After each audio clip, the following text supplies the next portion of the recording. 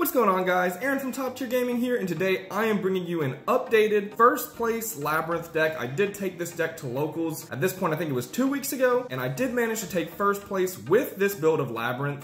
And this deck got super awesome support in Darkwing Blast that really helps it keep up with the metagame as opposed to what just released in Tactical Masters. The support in Darkwing Blast really helps this deck shine. Before hopping into the deck profile, I do want to let you guys know Discord link down below along with all of our other social media links.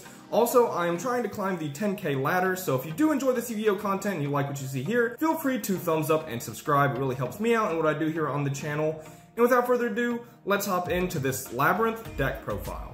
Alright, so starting off with the brand new support from Darkwing Blast, we have two Lady Labrynth of the Silver Castle. So Lady Labrynth was definitely the support card I was sort of waiting on to release before I uploaded the updated deck profile, because she really is one of the best boss monsters for the deck and really takes the deck to a whole new level. Not only herself being super powerful and really good for the deck, but she allows you to play other engine cards that are finally worth playing because she exists. If you don't know what she does, essentially, if you have a set card, she becomes a little bit more protected from effects like being destroyed and targeted, which is super nice for being kind of a boss monster. Also a massive 3000 attack stat. If you've activated a Labrynth effect or a normal trap card, you can actually just quick effect special summon her from your hand, which is super nice. Also, that's reciprocal, so like in a mirror match, if your opponent activates a Labrynth effect, you can still special summon her. Arguably, her best effect is that when a normal trap card is activated, you can set any normal trap card from your deck with a different name. Now, important to note, that is a win effect, which means it must chain directly to the trap card that was activated. So say you activate, Bottomless Trap Hole, for example. If your opponent chains something like Cosmic Cyclone, you can't activate Lady Labrynth. That's really important for people to know. But yeah, she's just a phenomenal piece of new support for the deck and arguably one of the best monsters in the deck. Next, we have one lovely Labrynth, who is essentially the mat we are doing the deck profile on. She arguably, to me, is still the best boss monster in the deck. I really feel like she is where most of the grind sits, and the card you really are going to be summoning off Welcome most of the time. Now, we want to play her at 1 instead of Lady Labrynth, who is at 2 copies. We play her at 1 because she is not great to draw, unlike Lady Labrynth, who can special summon herself out. Lovely Labrynth is sort of like a brick, and we want 1 in the deck because she is very important, but we don't need to maximize our copies on her because, of course, we don't want to draw her in our opening hand. Now, that being said, she is super important. She's a disruption, she's follow-up, and she makes it to where your normal traps can't be responded to by your opponent's monster effects, which is actually massive. It's probably one of the, maybe even the best thing about her, because it allows your normal traps to potentially clear boards even going second, or make it much harder for your opponent to deal with your trap interruptions. Next, we have 3 Ariana, the Labrynth Servant. I'm maximizing 3 copies of Ariana because she is one of the best starters, allowing you to add any Labrynth card from your deck to your hand.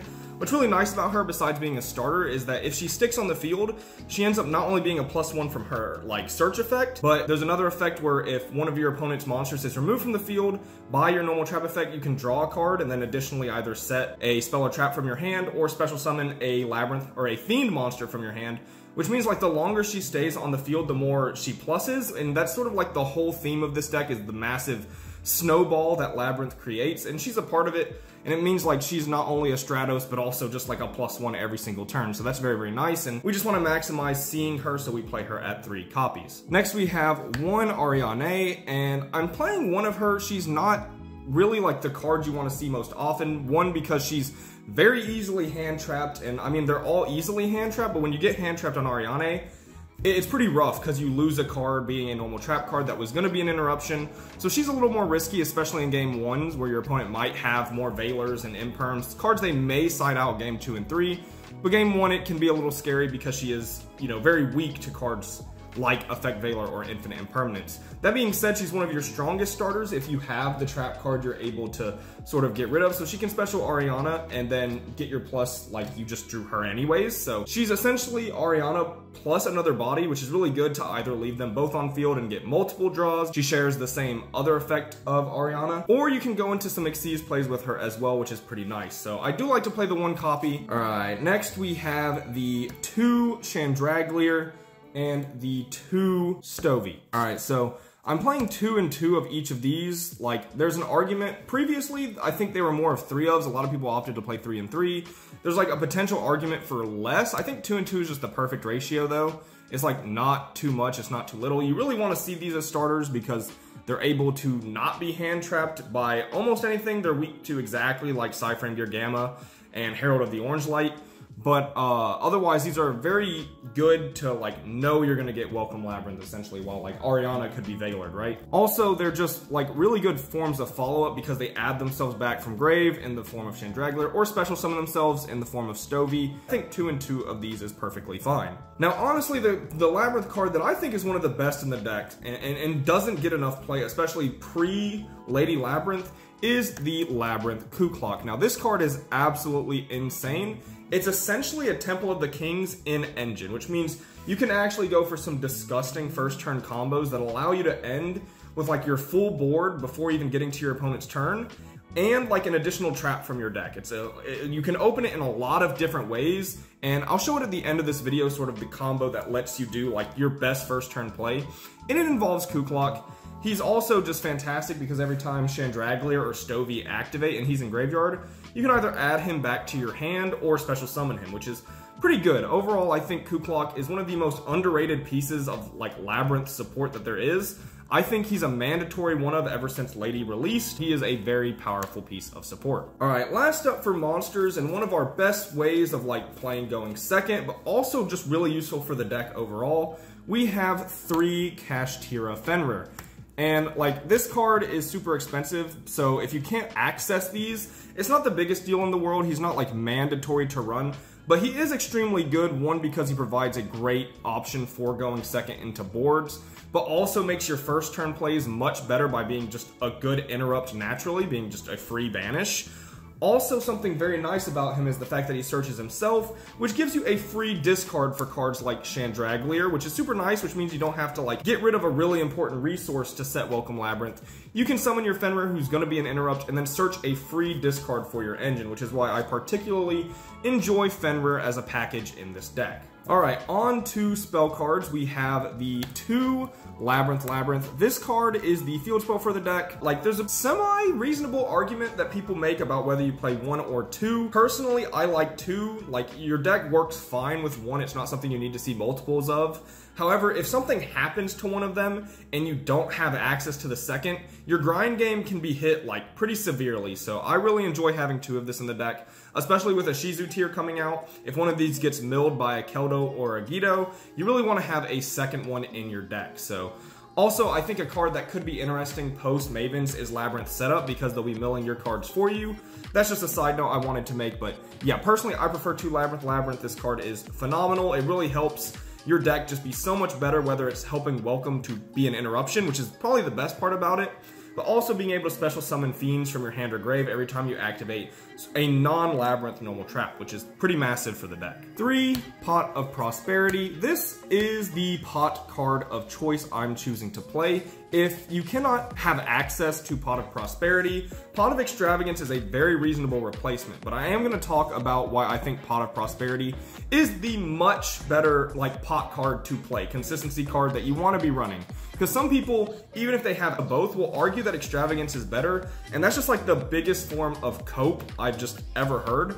Yes, Extravagance is super good getting you 2 cards, but this is a trap deck. It has a very clear weakness game 2 and 3 to spell and trap destruction. You can't really like just hope that Extravagance will find you Solemn Judgment or Dark Bribe or whatever protection you're running in your side deck from cards like Lightning Storm, Feather Duster, Evenly Matched. Like, you can't rely on a card like Pot of Extravagance. You need Pot of Prosperity to find the best card off the top of your deck. In my opinion, it's no contest. Prosperity is the way better consistency card compared to Extravagance. I think there just shouldn't even really be much of an argument there. But if you don't have Prosperity, again, Extravagance is a wonderful replacement that you will find very similar success with. Also, something else to note is that your extra deck is actually playing some pretty relevant cards, so not having to banish the important ones because you're running Prosperity is also a nice bonus. That's it for spells, short and sweet, only 5 cards. Now on to the bread and butter of the deck, the, of course, trap cards. We're gonna start with the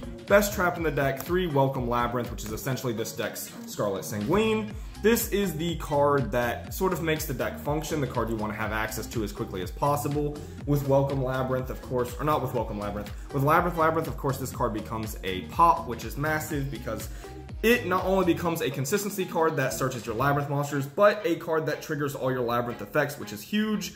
It resets itself throughout the duel, very similar to Sanguine, that is constantly going to be getting you more value.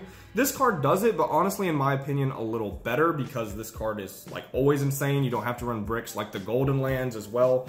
Welcome Labrynth is the best card for the deck by far, and the core of the deck. Now to some not once per turn trap cards, normal traps that remove monsters from the field, so it's like essentially the deck's whole gimmick is getting these cards to interrupt your opponent. We have 3 Ichiroku's Ledger Book. Now, not a lot of people are on this card, and I was considering taking this deck to a regional, so I didn't want to do a profile with cards people might not be super aware of, like in it, just so like I had some spice going in to the regional. However, I did not go to that regional, and I opted not to play this deck. So this card is something, it's not like super secret, people know about this card, but not everyone does. So if you don't know what this card does, essentially you target up to 2 monsters your opponent controls, you banish them till the end phase, and then your opponent gains 1,000 life points for each monster you banish. Essentially, it's one card that outs 2 monsters, which is insane versus the Sprite matchup. Really good at breaking boards, good versus tier 2 in a lot of situations, because they'll go like Rhino Heart, send a tier element, make Kit Kalos, search for the Kit Kalos. You banish both of them, and they're starting from scratch again, they don't have kit. It's pretty massive, and also this is really good versus like Flunder, because like if they summon 2 birds and you Ledger Book them, technically, you targeted and you wanted to banish the small birds with this, but the birds will actually banish themselves, which means they don't come back and they don't gain life points. So this is just like, it outs 2 birds for free against that deck, while also getting problematic monsters off the field. This card is one card that outs 2, which is the whole like goal of this deck, is gaining a lot of value off your traps. Yes, they come back, but by the time they come back, you've surmounted a board and you're able to beat over them on the next turn. Now, however, this card does make your opponent gain life points, so game 3, as it gets closer to time, you probably want to side these out for more impactful cards in your side deck. 2 of the brand new trap from Darkwing Blast, we have 2 Destructive Daruma Karma Cannon. This card is a phenomenal trap card that is a TCG exclusive from Darkwing Blast that really helps this deck a lot. I think it's one of the most high impact normal traps in the game, really being able to just shut out boards entirely. And with your lovely Labrynth, you can really set it up where your opponent can't respond to this, of course. So even if they set up a board of 5 negates, you can just book them all and they can't respond, which is pretty nice. But yeah, this is just a normal trap that is an out to a lot of things this deck could struggle with. Things like Avramax, that's like can't be destroyed by card effects, things like Final Sigma, anything like that, Underworld Goddess. This gets rid of all of those, which is really huge for a trap deck that doesn't have many outs to those type of cards. Can also out things that are super problematic that can't be targeted, like Red Eyes Dark Dragoon. I think running one of this is absolutely mandatory, if not just to set off Lady Labrynth and the times where this card would be good in a pinch. But I do think this card is worth playing at multiples. I've had a lot of people test it around me who are testing Labrynth and say they don't like it as much. But in my testing, this card has been great, so I'm really enjoying this card, and I think it's just one of the higher impact traps we have in the game now. For some of the very classic, like really solid, good, like normal traps that remove monsters that are like not once, or that are once per turn, so we play a little less of them, we have 2 Dogmatica Punishment. Again, these are just very powerful standard trap cards that are really good at clearing monsters. We have the 2 Ice Dragon's Prison. Very phenomenal in the tier matchup, pretty solid in the Sprite matchup, just overall a very nice card that you can also use aggressively in some situations. And then 2 Terrors of the Overroot, which I really enjoy this card because it's one of the only normal traps in your deck that's flexible enough to target spells and traps, which means this is like a really solid out for like Mystic Mind decks or decks with floodgates that you really need to out, but it also does really well versus graveyard decks like Tier Elements, and it's just a really solid card overall. So we play 2 of each of these because obviously they're very hard once per turn, so you don't want to draw multiple. Like if you draw 2 Terrors of the Overroot, essentially you drew 4 cards in your opening hand, unless you have like Ariane who can discard 1. But yeah, like you want to run these because they're very high impact normal traps that can clear monsters off the board. 3 Solemn Strike, this is just one of the best traps in the deck because it's a counter trap and it just ends chains. Obviously it can also just really help you go second into a board even though you're a trap deck. And then it can also negate things like Ash Blossom on your Welcome Labrynth, so I think like Strike is a super obvious inclusion, even though it's not a normal trap. And then the only Floodgate in the deck, and I'm playing it just because, you know, like Floodgates don't actually work that well in this deck because it doesn't work with your gimmick, but this card is so powerful it's still worth playing, and that is the 3 Rivalry of Warlords. It doesn't really hurt your strategy at all except like outside of your Fenrir's. and it can completely shut down strategies like tier limits and even Sprite to an extent, especially if they start with non-engine pieces, well, engine pieces that aren't like in-name archetypes, so like a beaver, for example, instead of like a Sprite blue. You can really catch them in a bad spot. So this card is just worth playing despite it not working with the gimmick as much, but because you're not hurt by it, I think this is a well worth running floodgate in the main deck. Alright, that is it for the main deck. On to the extra deck, and as I said with Prosperity, a lot of your extra deck will actually come up. It's not super often, but when you need the cards, they are very important. So we're going to start off with, again, a Darkwing Blast new card, one Muckraker. This card is great for the deck because if your like Lovely is in graveyard or anything, you can have easy access to your boss monsters from the graveyard. Muckraker, just very solid card, and she's a fiend. Your Welcome Labrynth does lock you into fiends, so having fiends that are good in your extra deck is very solid. One dark because he comes up a lot as well. All your monsters are darks, and this card has been solid ever since his release. We have the one unicorn who's a fiend, and you know that's pretty good because it means we can summon it, and when it needs to be an out, it is. Same thing for the Unchained Abomination, pretty solid card. You know, Dark can very easily make either of these and help them be outs to certain boards. Abomination gives you like a boss monster in certain situations, and again, Fiend. And then we have one Underworld Goddess that can help you out against versus like unaffected cards if you can't get to your Daruma Cannon, or just want to make this. You have like Stovey and your Kuklok that can actually swarm the field pretty easily, so making this isn't as hard as it seems. And that's it for the Link monsters. On to the fusion monsters that are essentially Dogmatica punishment targets. We have the two Natisse, which is one of the most solid punishment targets. I mean, it's like the classic. One Garura, just in case we need to draw a card, maybe see some more engine. One Cyberdark End-Dragon, a nice misprint from the structure deck. This is just for really big monsters because he has 5,000 attack. And the last fusion isn't really a punishment target, it's one last warrior from another planet. I do side one Waking the Dragon, just because like if they Lightning Storm me, I can activate a normal trap, Lady Labrynth chain, set Waking the Dragon, and then I can get this card for free, which might just win me the game. It's something I've been testing around with, maybe not the best, but I've been liking it in testing. For Xyz monsters, we have the one Baguska, because like we have Ariane that can actually make rank 4s. And this is a really nice, you know, plan B, good option in case you're losing the game and you need time to find more resources. But he's also a fiend, so that's really nice in case you're locked. Then we have this really solid go first package, just in case you happen to want to make a rank 4. We have the DD Wave King Caesar, the DD Marksman King Tell, which you make this with 2 level 4 fiends, and then you just overlay this on top of the Wave King Caesar, and then you overlay the DD Divisor King Deus Machinex. I have never said that full name, that was a mouthful. But yeah, this is a really solid rank 4 you can make, especially in game 2 and 3 when they side out their interrupts like Impermanent Veiler because you're mostly a trap deck. This is really solid because you just rank up into the Deus, and then it will essentially be 3 like takes from your opponent. They activate a monster effect, you can detach 2 cards from this card to take their monster and put it under him as a material. I think this package is pretty good in the deck if you can afford to play it, which you can't in the Extravagance version, which is another reason I like Prosperity. Last card in the deck, we do have one Zeus because we can make Xyz monsters, and this card is just overall pretty solid. I think it doesn't come up often, but you will be stuck in a position where you need him if you decide not to play him, so I like the one Zeus. Alright, that is it for the deck profile, but I do want to show you guys the little combo I mentioned at the beginning where you guys can see sort of the ceiling of this deck's first turn.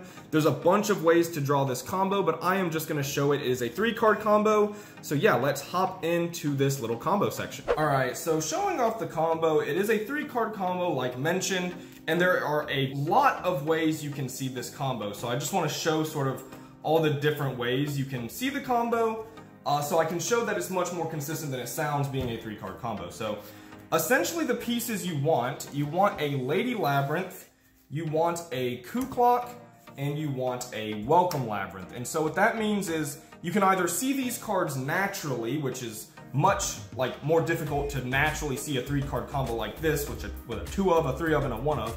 However, you have 3 Ariana that can search any single piece, so she's essentially all of the pieces, which gives you 3 additional copy of any like particular piece. But we also have Ariane that could potentially be an Ariana to help you find a piece again. So that's essentially 4 additional copies of any of these, so we bumped the numbers up quite a lot. Then we have Chandraglier, and of course Stovey by default, let's put him out here as well, who can help find your welcome Labrynth. So then we have, you know, multiple ways to see any of these, but also 4 additional copies of welcome Labrynth, which means like 7 copies of welcome, 10, 11 potential copies of that.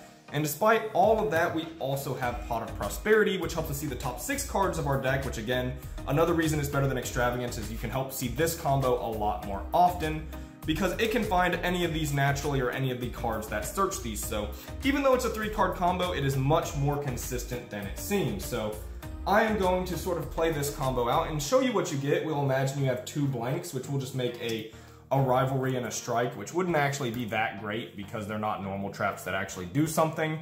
Honestly, let's take the Rivalry and make it a Labrynth because that would just be better, and I'd rather show that. So yeah, obviously if you open Labrynth as well, that's just another piece of engine that's really solid. But yeah, so we're going to do this little combo by activating Coup Clock, right? Sending it to graveyard, we'll put the deck over here so we can mimic having a deck. Now I want to stress that this is a trap deck, so your normal combo is like set 5 pass. So what you see here won't look like an impressive set 5 negates, but for a trap deck, this is actually a lot. So we're going to activate the Coup Clock, then we can activate our Lady Labrynth to special summon.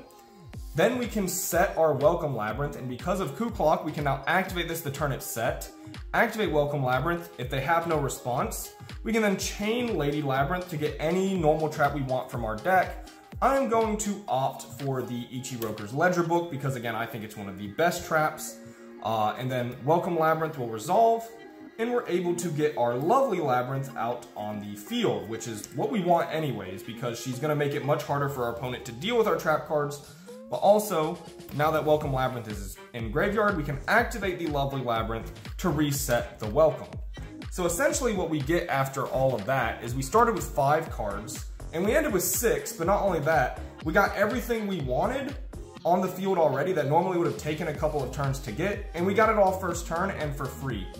Not only that, in this hand we have like the Labrynth, but if you have the Chandraglir or the Stovey, you're able to re-get the Coup Clock back to hand if you use its effect.